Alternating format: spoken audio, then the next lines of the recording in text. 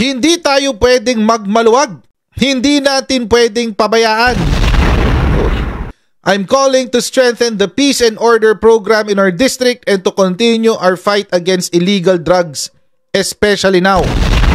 Hindi natin pwedeng sabihin basta-basta na lang, no, we will continue and strengthen it and we will fight. Mag-grandstand ka, gagamitin mo pa sila presidente para sa pag-grandstand mo. Ba't hindi ka gumawa ng batas, congressman ka eh? Hindi pa man nag-uumpisa yung bagong kongreso. Hindi pa man nag-uumpisa yung 20th Congress, meron agad drama ang isang kongresista. Ang aga pa kasi eh. Hindi man lang siya nag-intay ng proklamasyon ng SONA. Oo. Inagahan ng drama, guys. Oo. Ito ho siya, mga kababayan. Yung paborito nyong artista na naging congressman, ayan.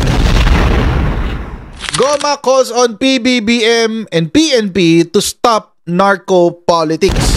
Oo. Ano ho ba yung narco politics, mga kababayan? It is a drug trade sponsored by the government. Or, di pala government. Sponsored by people in government. Yan. Pag yung mga politiko na, yung mga involved sa drug trade, yun ho yung narco politics. Okay. Congressman-elect Richard Gomez called on President Ferdinand Marcos and the PNP to put an end to narco politics. Hindi tayo pwedeng magmaluwag. Hindi natin pwedeng pabayaan. Gomez said after retaining his seat as representative of the 4th District of Leyte. I'm calling to strengthen the peace and order program in our district and to continue our fight against illegal drugs, especially now. Hindi natin pwedeng sabihin basta-basta na lang, no, we will continue and strengthen it and we will fight. Mga kababayan, kasi nga, kasama kasi yan dun sa pagiging mayor ni Kerwin Espinosa. Di ba kasi umamin drug lord si Kerwin Espinosa? Hindi naman natin pinagtatanggol si Kerwin Espinosa, lalo na't umamin siyang drug lord siya. So, hindi ho natin alam kung paano niya gagamitan ng kanyang kapangyarihan para bumalik sa illegal drug trade. Oo. Ang illegal drug trade po, pagdating ho sa local peace and order, ay hinahawakan ng LGU. Sino ho ba yung LGU? The LGU is from, usually, kapag sa Metro Manila, from the mayor pababa. Yun yung LGU. Kapag medyo nasa probinsya ka, governor pababa. Eto ngayon, mga kababayan. Si Richard Gomez ay congressman ng Leyte, 4th District. Since ikaw ang congressman ng 4th District ng Leyte, bakit hindi ikaw ang sumulat ng batas para sa lugar mo? Bakit mo iaasa yan sa presidente? Bakit mo yan iaasa sa DILG National Office? Di ba? May LGU kayo eh. Bakit hindi mo kausapin yung LGU nyo? Di ba, Congressman Goma? Simple-simple, di ba? Napakasimple ng solusyon sa problema niya. Totoo lang. Magka-grandstand ka, Congressman, magka-grandstand ka, gagamitin mo pa sila presidente para sa pagka-grandstand mo. Ba't hindi ka gumawa ng batas, Congressman ka eh? Pwede siyang gumawa ng batas para sa national. Amyendahan ang Comprehensive Dangerous Drugs Act, amyendahan ang penalties sa Comprehensive Dangerous Drugs Act, higpitan ang parusa para sa mga politiko. Why not ilagay mo ang death penalty para sa mga politiko? Ba't kang umangawa? Trabahuin mo kasi. Mumawa ka pag nagawa mo na yung trabaho. Mahirap ang gawin yun. Sulat ka muna ng batas. Amending the Comprehensive Dangerous Drugs Act. Tapos, specific provision. Sa penalties. Any person who is elected or any government official who is convicted of the crime indicated in this law, any crime indicated in this law, the maximum penalty shall be death. Life in prison up to death. Okay na. Pwede naman yun eh. Tapos saka mo iwagayway sa taong bayan. Gumawa ako ng batas. Sumulat ako ng batas para mapigilan ang narco-politics. Ito yung sinulat kong batas. Sana umabot sa presidente at pirmahan niya. Diba? Ganun dapat. Gumawa ka ho muna ng batas, Congressman Richard Gomez. Pagkasulat mo ho ng batas, saka kang gumawa. Ayan. Pinirmahan, ginawan ko na. Binigyan na kita ng draft.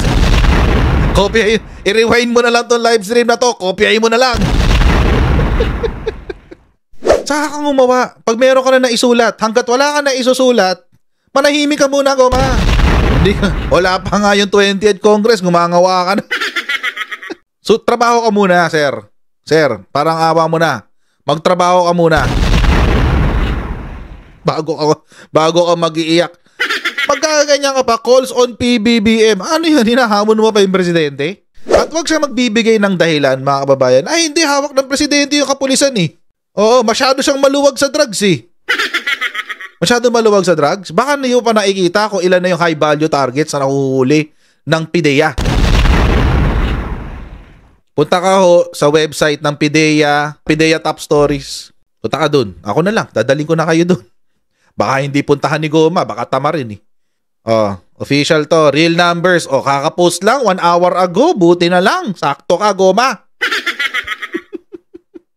Magsa-10,000 na. Yun nahuli na high value target. Ano yung mga high value target? Ito yung mga celebrity, ito yung mga politiko, ito yung mga matagal ng yung mga identified na drug lords. Yan yung high value targets. Magsa-10,000 na, 9,283 na ang nahuhuli. Hindi lang yan, mga kababayan. No isang beses lang nag-live stream tayo, 58 billion lang yan. Ngayon, 60 billion pesos na ng halaga ng droga ang nasasawata ng Marcos administration. Nakakahiya naman. Tapos magsasalita ka ng calls on PBBM and PNP to stop narco politics. What the hell? Alam mo, Goma, total naman, kilalang DDS ka, bakit hindi mo muna ibalik kay Rodrigo Duterte ang mga pinagsasabi mo? Yan ang narco politics. Ito yun. Paulo Duterte, Manscarpio, Michael Yang linked to 6 billion pesos drug case. Balikan mo sila. Sabihin mo yan sa kanila. What else? Doon lang sa munisipyo ng Davao City. Munisipyo yun ha. Ilan ang nahuli na nagda-drugs? 37? Nakakaya kayo dyan sa Davao City. Tapos sasabihin nyo, anti-drugs kayo. Diba? Sasabihin ng mga Duterte, anti-drugs sila. Pero na lang kasi, Goma, balikan mo yun. Huwag mo yan i-address sa presidente kasi ang presidente, ginagawa niya yung trabaho niya. Ang balikan mo, sila, si Pulong, tapos, ayan, si Baste. Drugs back in Davao?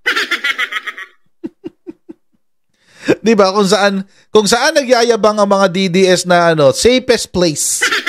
Nandoon lahat ng droga. So, konting review na lang ng trabaho. So, balikan nyo po kami, sir, pag may nasulat na ako kayong batas. Baka pwede nating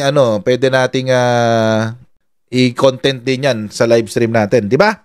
Wala naman problema dun eh. Pwede natin i-content yan. Pag na may nagawa ka na. May mga ghostwriter ka naman for sure. May mga legal consultants. Sure naman yan.